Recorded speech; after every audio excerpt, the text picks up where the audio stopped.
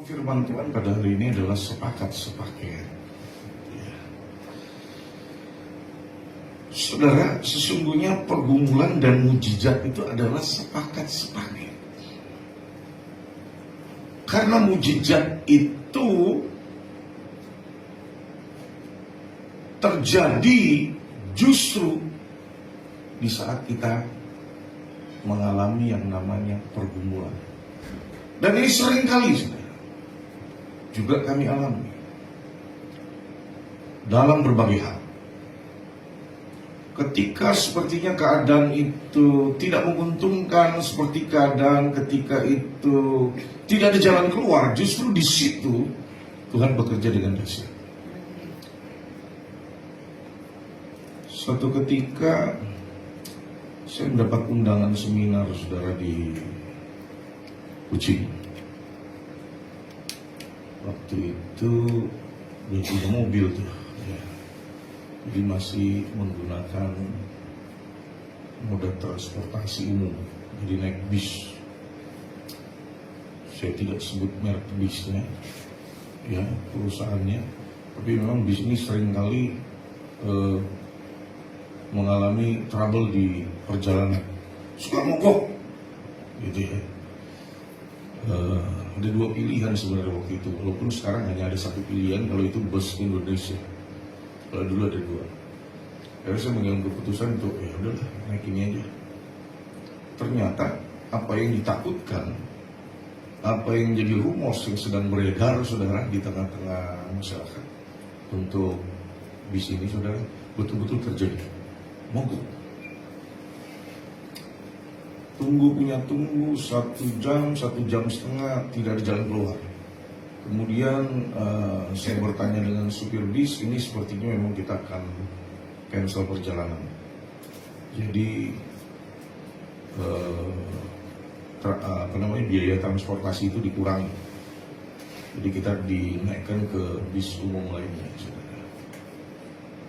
Terus pada waktu itu saya naik 2 kali.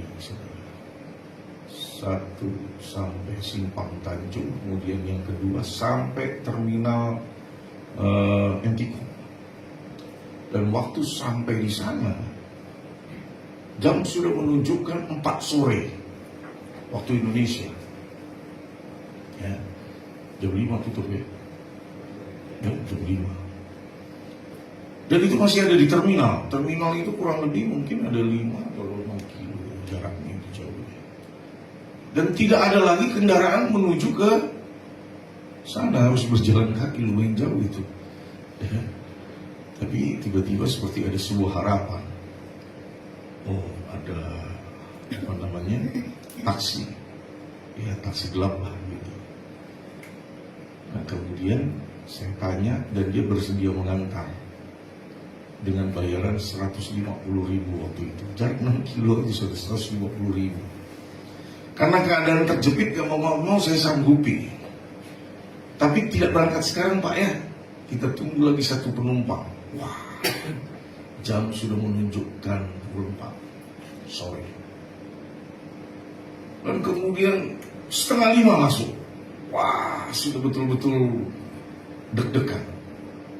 Ini kalau perjalanan tertunda, baru besok hari bisa dilanjutkan, berarti seminar bisa gagal.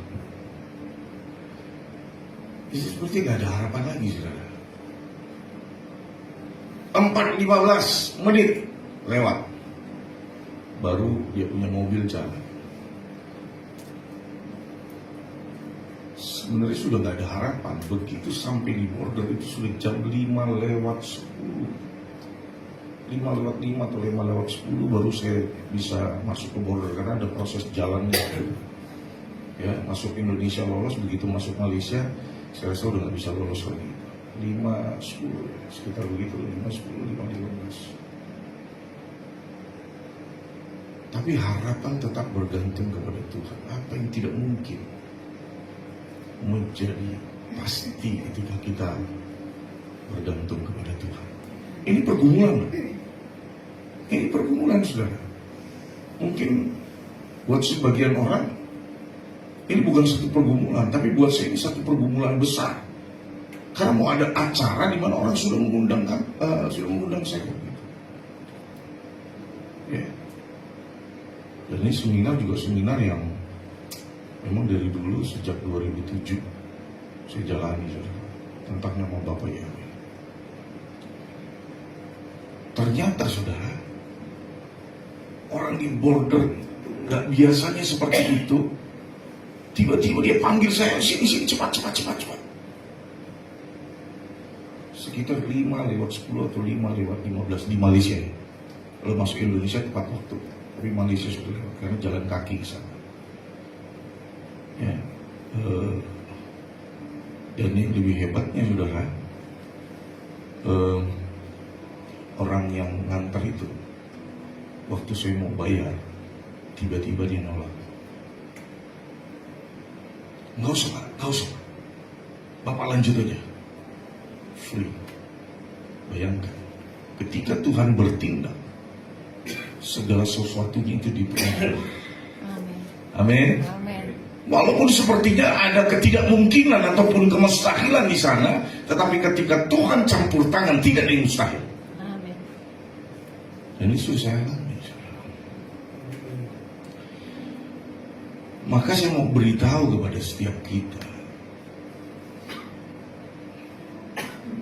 yang namanya mujizat dan pergumulan itu sepakat dan sepaket. Amin. Atau sepaket dan sepakat. Karena memang di dalam situasi yang genting, di dalam sebuah pergumulan, di situ justru seringkali Tuhan bertindak.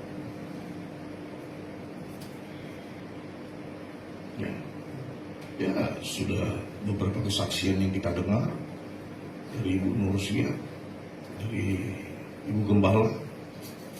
Ini seperti sesuatu yang sulit harus dihadapi. Tapi ketika Yahweh turut campur tangan di dalamnya, maka akan mujizat itu dinyatakan. Amin. Saudara,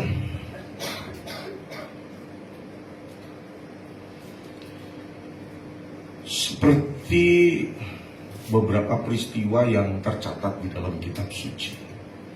Ketika bangsa Israel ada di Mesir, ini era perbudakan, masa yang paling gak enak buat mereka. Ya. Justru di situ Tuhan menyatakan kuasanya, di mana Tuhan mendatangkan tulah, ada 10 tulah. Dan itu terjadi atas seluruh negeri Mesir dengan seluruh rakyat Mesir yang ada di sana. Tetapi Tuhan meluputkan tulah itu untuk tidak terkena kepada bangsa Israel. Ada pengecualian.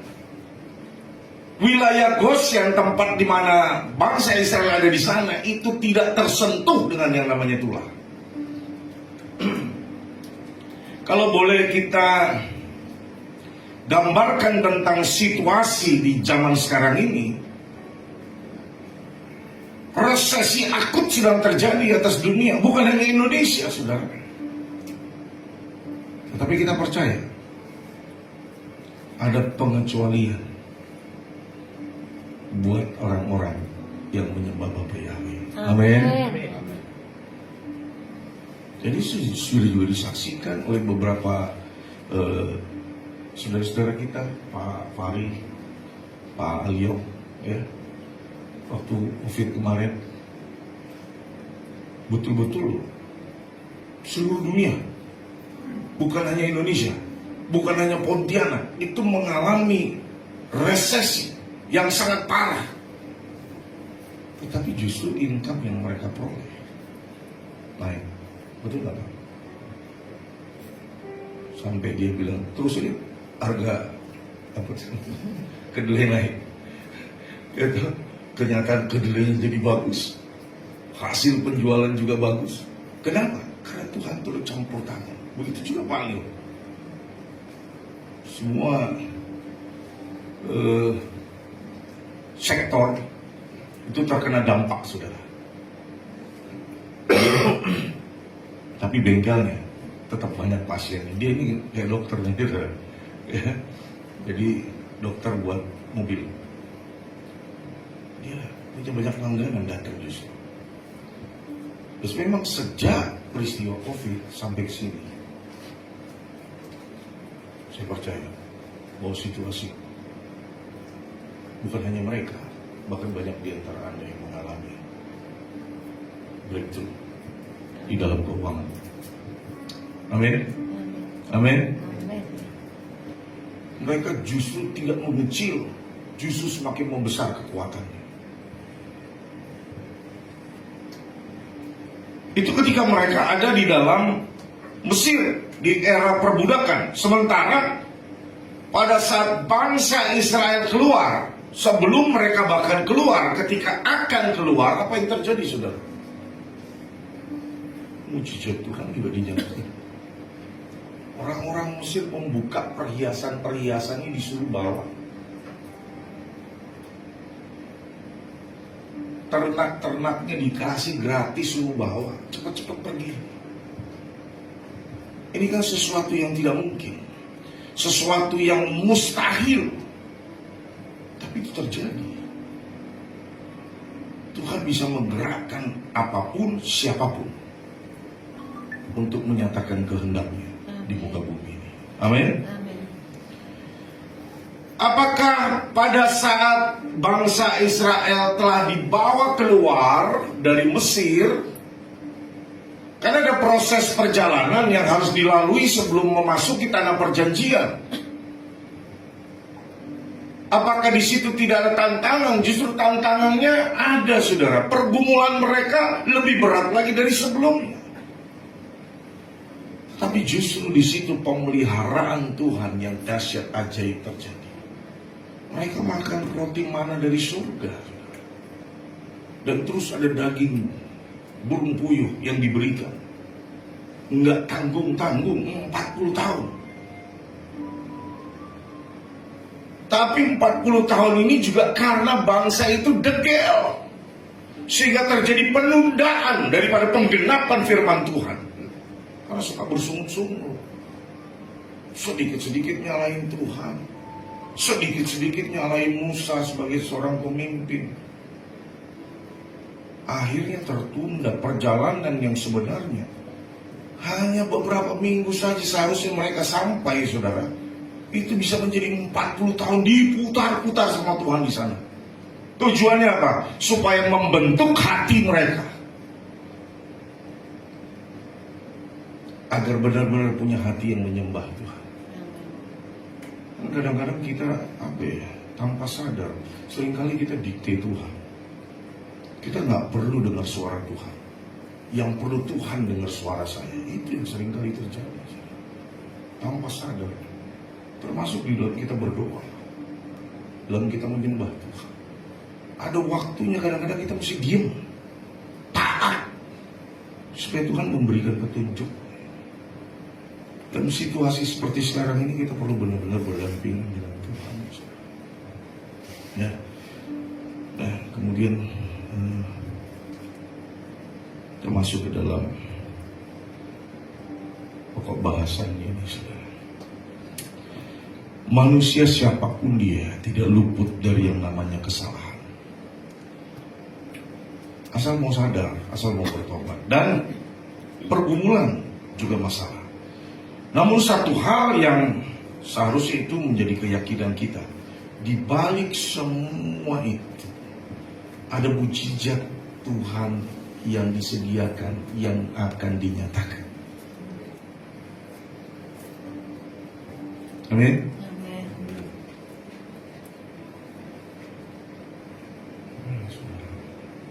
Terlalu banyak kalau mau dihitung.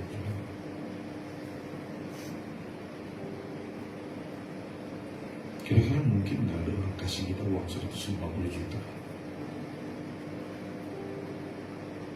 Pernah nggak Anda berpikir begitu?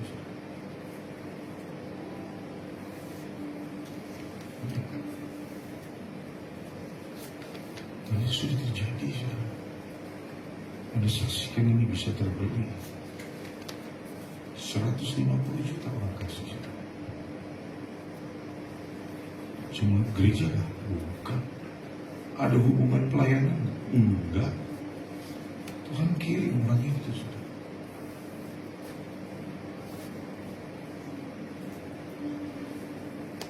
Anda percaya nggak ada orang bisa kirim mobil baru buat kamu? Mungkin nggak? Nggak mungkin, Pak. Kemana sudah saksikan itu? Dari mana? Dari dalam. Tidak. Dari siapa? Dari orang yang nggak ada korelasinya sama sekali dengan pelayanan. Hanya beberapa tahun yang lalu pernah dilayani sebelum dia memberi. Oke, saya mau beritahu kepada Anda bahwa jerih payahmu tidak akan pernah menjadi sia-sia. Amin. Amin. Coba putar film.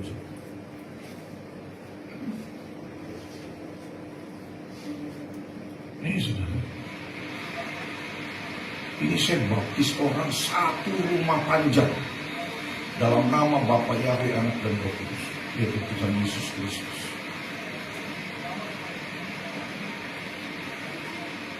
Ngantri orang sudah. Ini gimana? Ini di Kelinting, Lubuk Angkit, dekat dengan Badak. Coba satu lagi. Ini sudah. Ini hujan-hujan ini. Ngantri.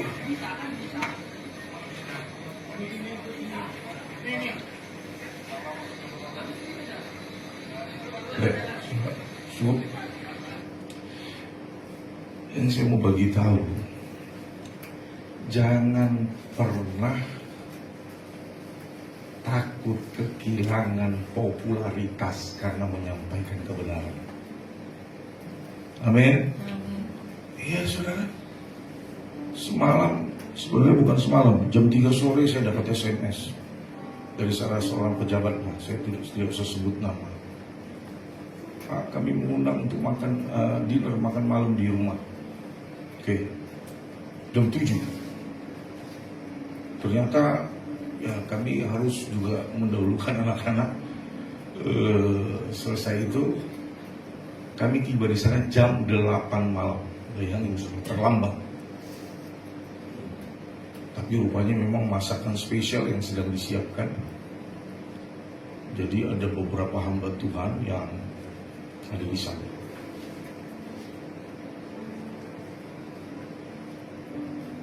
Saya sampaikan kebenaran. Saya sampaikan tentang nama Yahweh kepada mereka. Saya nggak takut, saya nggak populer, nggak jadi masalah. Yang harus populer itu Bapa Yahweh di dalam Yesus Kristus. Itu prinsip. Termasuk pada pejabat ini, saudara. Saya hanya berpikir, kalau besok lu nggak panggil lagi, masa bodo amat. Yang penting kebenaran sudah sampai. Tapi tahu nggak, saudara? Ketika doa untuk keluarga, justru yang ditunjuk saya itu. Jadi yang saya mau kasih tahu di sini, jangan takut kita jadi nggak populer karena yang namanya kebenaran. Sampaikan. Mungkin tidak hari ini, bisa saja besok. Mungkin bukan besok, bisa saja minggu depan. Atau tidak bisa minggu depan, bisa saja bulan depan. Atau bisa saja tidak bulan depan, tetapi tahun depan. Atau tahun-tahun yang akan datang kemudian. Kebenaran itu akan memerdekakan mereka. Amin. Amin. Saya kemarin baru dapat informasi, Pak. Nanti siap-siap Pak bikin seminar. Di mana? Ya kalau yang satu gereja memang saya sudah tahu. Tapi satu gereja lagi, gereja baptis, Pak. Mereka sudah oke, Pak. Hanya belum ada yang ngajari tentang nama Bapak Yahweh. Tahu dari mana? Bapak ingat tahun 2004, Bapak pernah seminar di 2 gereja baptis di Kucing. Ya, mungkin waktu seminar tidak ada problem, tapi waktu KKR agak sedikit problem. Ya, dan kemudian tidak ada lagi undangan khotbah. Tapi tahu nggak, itu hari itu saudara, bertahun-tahun kemudian audiens yang hadir di sana tepat pada waktu Tuhan yang sempurna. Karena ada gembala-gembala yang lain di sana ternyata tersentuh. Jadi jangan takut nggak populer lah. Untuk sebuah kebenaran. Yang penting yang kita tonjolin di situ Tuhan, Bapak Yahweh. Dia yang bela firman-Nya, bukan kita. Kadang-kadang saudara, jangankan ketemu hamba Tuhan, ketemu anggota keluarga aja kita nggak berani ngomong ini. Takut ditolak, takut dicap bidak dan lain sebagainya. Karena ini kebenaran, saudara, yang nggak bisa dipungkiri.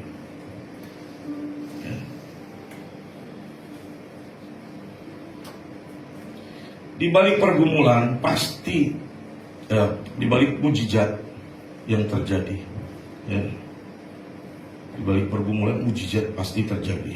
Jika ini yang pertama, hanya selalu memandang kepada Tuhan, tidak memandang kepada pergumulannya, besar kecil, berat ringan. Ya, tadi sudah saya saksikan dalam perjalanan itu, mungkin kesaksian yang kecil. Tapi bagaimana dengan kesaksian hampir kehilangan nyawa? Dan ternyata saya mau bagi tahu, kalau belum waktunya Tuhan, apapun tidak dapat menyentuh kita. Amin. Amin. Mika 7 ayat 7. Sebab aku akan memandang kepada Yahweh, aku akan menantikan Elohim yang menyelamatkan aku. Elohim akan mendengarkan aku. Maka jangan ada api asing. Nadab dan Abihu, saudara, terbakar oleh api Yahweh. Bukan karena mereka berzina, bukan karena mereka mabuk, tapi karena mereka menghadirkan api yang asing. Ini sesuatu yang tidak benar walaupun kelihatannya rohani. Maka firman Tuhan bilang, jangan ada satu iota pun daripada firman yang kita sembunyikan atau kita tambah-tambahi. Ya, menurut firman katakan ya, tidak menurut firman katakan tidak. Jangan bermain-main di situ, saudara. Ya, itu yang pertama. Jadi kita tidak memandang kepada bobot pergumulan itu. Karena semakin kita memandang begitu besar tantangan yang kita hadapi, begitu berat pergumulan yang kita hadapi, maka kekuatan kita akan jadi semakin berkurang. Lambat laun mengecil, lama-lama kita menjadi lemah. Dan kalau terus dibiasakan, mati rohani. Kita harus memandang Tuhan yang besar, yang sanggup membawa bangsa Israel keluar dari tanah perbudakan kepada tanah perjanjian, yang sanggup membelah laut Tiberau, yang sanggup bahkan membinasakan gunung. Dan yang kedua, di balik pergumulan yang ada, mujizat terjadi jika segera bangkit dari kejatuhan. Manusia bisa jatuh? Bisa. Tuhan ampun enggak? Tuhan ampun. Ketika manusia itu belum tahu kebenaran, ini juga mesti digarisbawahi. Kalau dia sudah tahu kebenaran, dan justru dengan kebenaran itu dia membenarkan diri dan dia berbuat dosa, itu dikategorikan orang fasik. Orang fasik kalau belum tahu, Tuhan merdekakan. Setelah dimerdekakan, jangan kita mengikat diri lagi. Amin.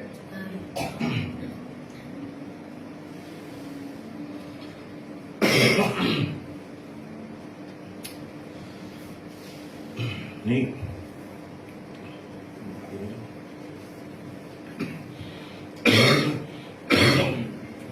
akan memusuhiku tidak bergembira atasku, karena ketika aku duduk dalam kegelapan, Yahweh adalah terang.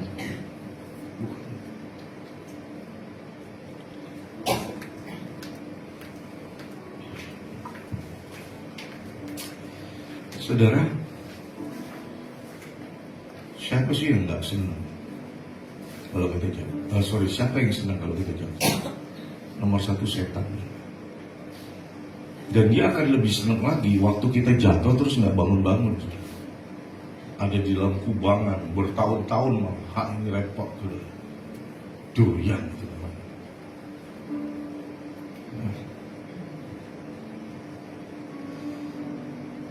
Dia mau kita bangkit. Tuhan mau kita bangkit. Setan mau terus kita terpuruk.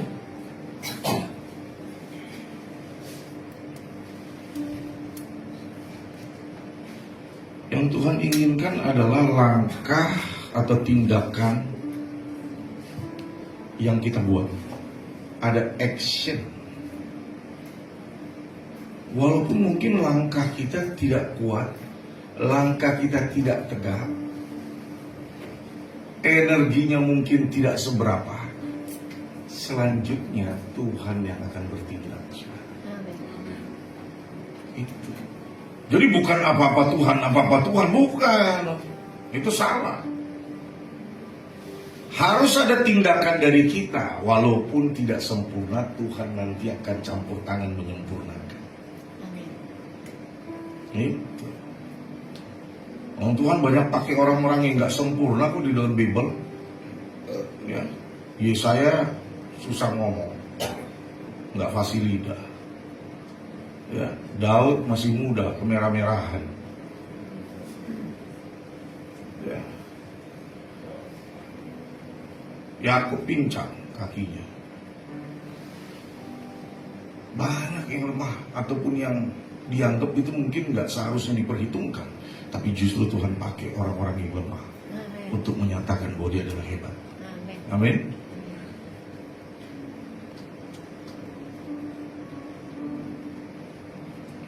Saudara, ada satu peristiwa yang menurut saya begitu luar biasa. Kadang-kadang kan kalau kita diserang, rasanya kita mau serang balik. Ketika kita dimusuhi, kita mau memusuhi balik.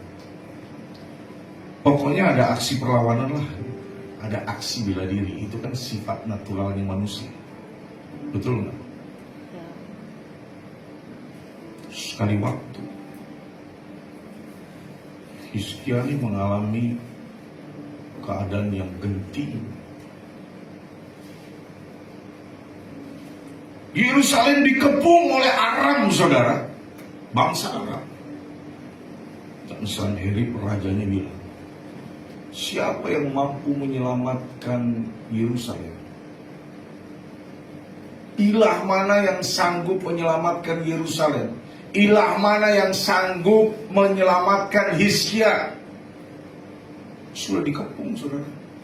Ada 185.000 tentara di sana yang terlatih, yang sudah biasa berperang.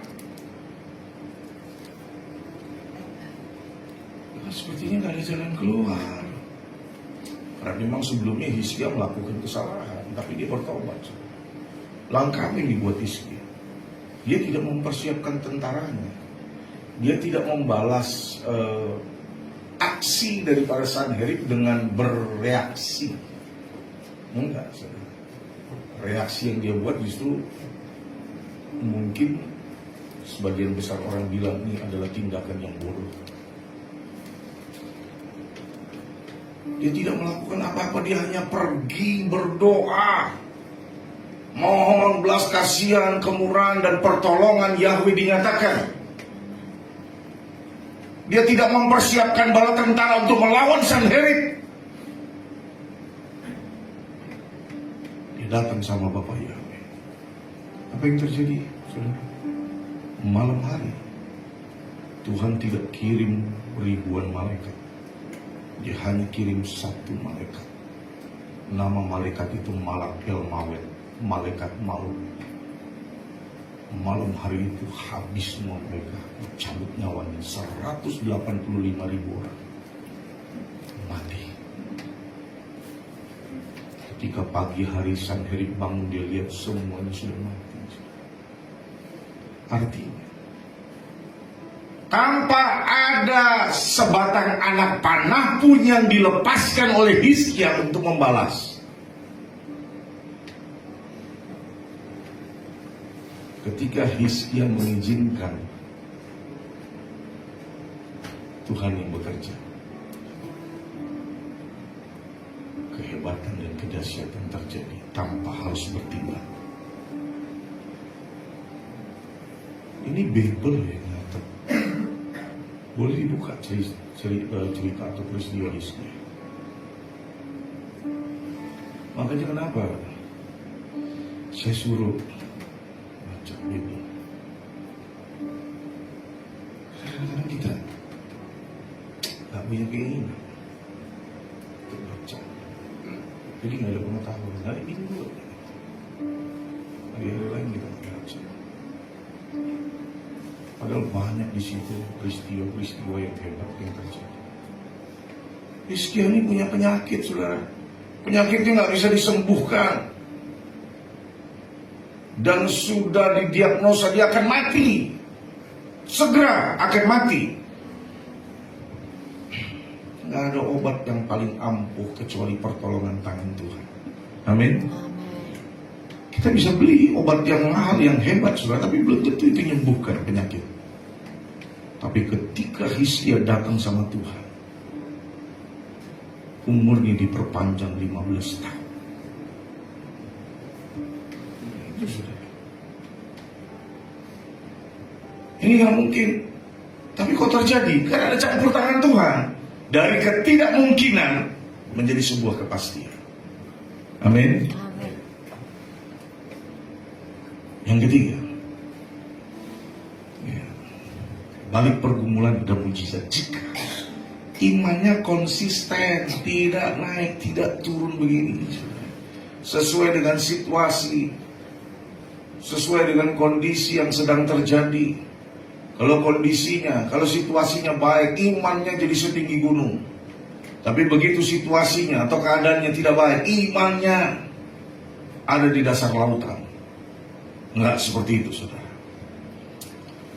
Mika 4 ayat 5 berkata, sebab segala bangsa akan berjalan masing-masing dalam nama ilahnya, tetapi kita akan berjalan dalam nama Yahweh. 2005 kami menerima Bapak Yahweh sekeluarga. 2007 sampai sekarang kami memberitakan nama itu tanpa menyimpang sedikit pun dari jalan. Setiap event, setiap kesempatan, setiap waktu yang Tuhan beri, kami akan bicara tentang kebenaran tanpa takut. Tidak populer.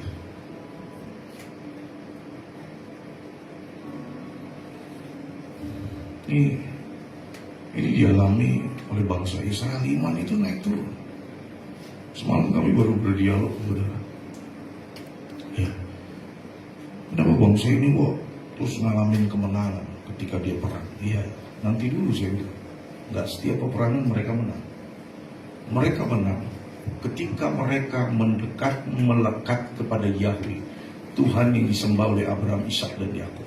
Tetapi ketika mereka menjauh dari Tuhan, sekalipun mereka adalah bangsa pilihan, penderitaan yang dialami. Saya betul-betul pelajari sejarah tentang ini, saudara. Puncak daripada penderitaan mereka adalah dalam peristiwa Holocaust. 6,5 juta manusia Yahudi dibunuh, saudara. Dan yang terbesar itu ada di Auschwitz-Birkenau, Austria. 2,5 juta di sana. Dibunuh, saudara. Dikasih gas, diberondong dengan senjata, mati. Tapi sebaliknya ketika mereka berseru kepada nama Tuhan, coba lihat sekarang, saudara. Begitu hebat. Jangan-jangan kehebatannya melampaui Rusia, melampaui negeri Cina yang selalu action, punya persenjataan hebat. Tapi seperti Rusia, perang melawan Ukraina, 3 tahun nggak beres-beres. Israel hanya cukup 2 minggu selesai, tanpa dia harus promosi mereka punya senjata yang hebat. Oke, itu karya Tuhan. Kita tidak suka perang, tapi itu penggenapan firman. Bangsa kan bangkit melawan bangsa sebagai salah satu bagian daripada tanda-tanda kedatangan Mesias untuk kali yang kedua. Yang keempat, senantiasa bersyukur dalam pergumulan. Jadi di tengah-tengah pergumulan yang terjadi, sebenarnya tersembunyi mujizat yang disediakan, diperuntukkan bagi kita, saudara, di balik. Tapi kadang-kadang kita nggak mau bersyukur, bersungut-sungut, bahkan nyalain Tuhan. Coba evaluasi, benar nggak Tuhan yang salah? Kadang-kadang kesalahan yang kita sendiri buat, saudara. Sudah dikasih tahu, nggak mau dengar. Kadang-kadang begitu, benar nggak? Ya kan? Kadang-kadang kita perlu yang namanya mendengar, bukan hanya berbicara. Ya, kita sama-sama belajar. Saya juga bukan orang yang sempurna, bisa mau belajar. 1 Tesalonika 5 ayat 18 berkata, mengucap syukurlah dalam segala hal, karena inilah kehendak Elohim dalam Hamasya Yesua bagi kamu. Jadi yang Tuhan kepengin dari kita adalah mengucap syukur dalam segala hal. Bukan hanya hal-hal yang baik, yang tidak baik pun kita disuruh mengucap syukur. Saudara, kalau kita pergi ke puncak Gunung Nebo, itu kita bisa lihat dekat banget sebenarnya. Tanah perjanjian itu dekat betul, saudara. Ini ada di Jordania. Tapi Musa hanya ngelihat aja. Saya berdoa untuk itu, saudara. Seluruh manusia yang dipimpin Musa dalam generasinya itu nggak bisa masuk. Generasi Yosua yang masuk. Generasi Musa udah pada mati itu dalam perjalanan di padang gurun, dan Musa sendiri nggak masuk. Saya evaluasi benar, ternyata apa yang menjadi faktor penyebab Musa nggak masuk? Apakah karena Musa marah dengan bangsa Israel? Enggak, ternyata semua. Apa yang membuat Tuhan pada akhirnya mengambil keputusan Musa nggak boleh masuk? Hanya bisa melihat. Ternyata Musa mengambil porsinya Tuhan.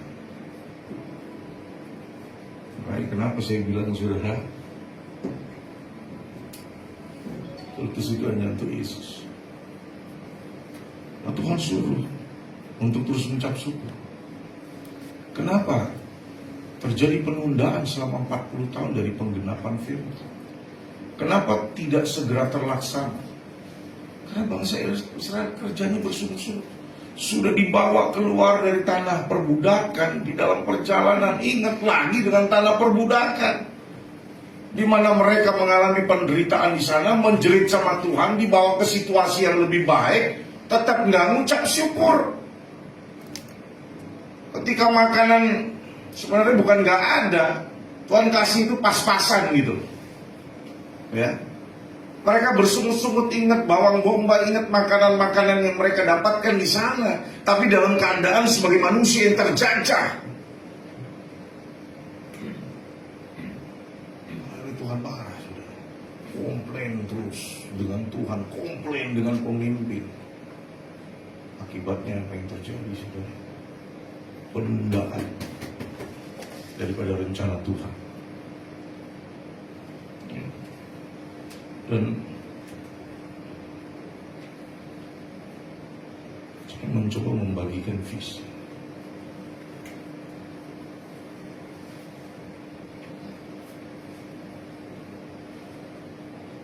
Tapi terjadi atau tidaknya visi itu tergantung Anda, bukan tergantung saya. Karena kami percaya, kami sekeluarga akan alami sesuatu yang hebat itu. Karena kita mengalami visi. Mulai buka Alkitab. Ini semua membantu. Tapi tahu nggak, kalau saya tulisnya itu salah, Anda tahu nggak itu salah? Kalau ayat itu saya pelintir, kira-kira Anda tahu nggak kalau itu salah? Halo? Hah? Tahu nggak? Nggak tahu kalau Anda nggak buka Bible. Benar. Bisa saja itu ayatnya 17, saya tulis jadi 18. Anda tahu? Nggak tahu kan? Kalau nggak baca, bakal tahu. Tapi nggak bisa dipaksa. Saya kembali lagi kepada Anda. Jadi kalau tutup tahu, Pak, kenapa? Tidak terlaksana. Ya kembali kepadamu. Ya. Yang jelas, saya berusaha untuk bagi sebagai orang yang memimpin, karena saya pengen orang-orang yang saya pimpin mengalami hal yang sama seperti saya alami. Ya. Karena dalam 2025 itu saya betul-betul evaluasi apa yang harus kita buat di tahun 2026 ini.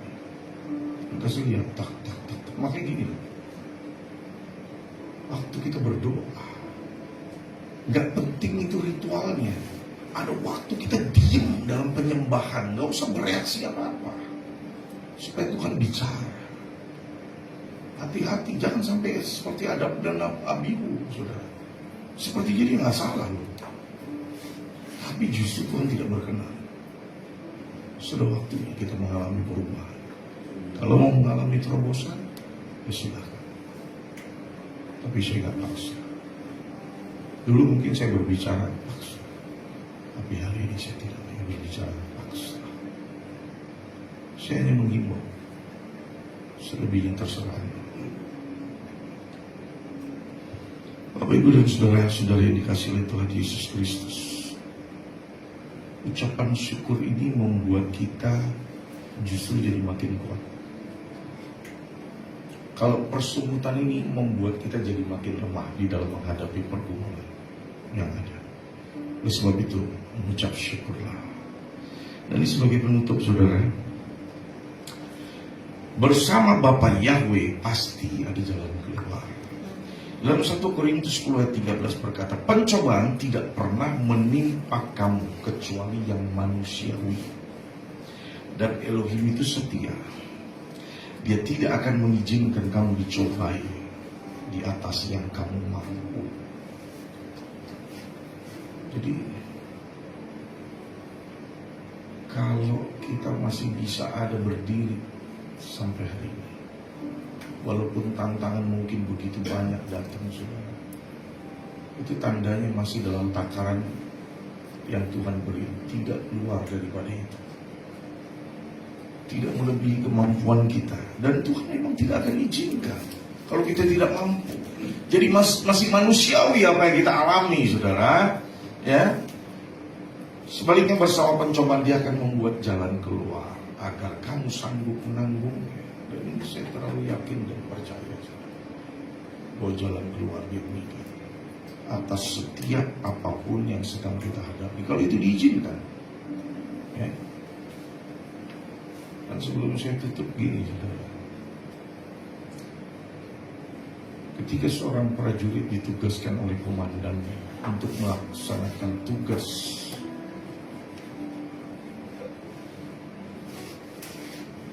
untuk memasuki area atau pertahanan musuh, dia tugaskan 2 orang. Yang satu masuk, jadi berhasil mengalahkan itu, tapi tubuhnya penuh dengan luka-luka. Sementara yang satu disersi, dia tidak mengindahkan instruksi dari komandannya. Kemudian dua-duanya kembali pulang. Kira-kira yang dapat bintang jasa yang mana, saudara? Halo? Halo? Hah? Halo? Yang mana? Jujur jawab. Yang melakukan lah. Bagaimana yang tidak melakukan terus dapat bintang jasa? Jadi kita mesti tahu ini, saudara. Ini nggak ada hubungannya dengan Torah dan kasih karunia. Tidak. Ya. Tapi ini berhubungan dengan konsistensi kita di dalam menerapkan firman Tuhan dalam hidup. Kalau disuruh komandan, ya kerjakan. Komandan kita adalah Yesus Kristus, Yeshua Mashiach. Amin. Ketika dia memerintahkan sesuatu, kerjakan. Walaupun berdarah-darah, tapi kemudian ada mahkota kemuliaan, mahkota kehidupan yang disediakan bagi kita. Bersama Bapa Yahweh pasti ada jalan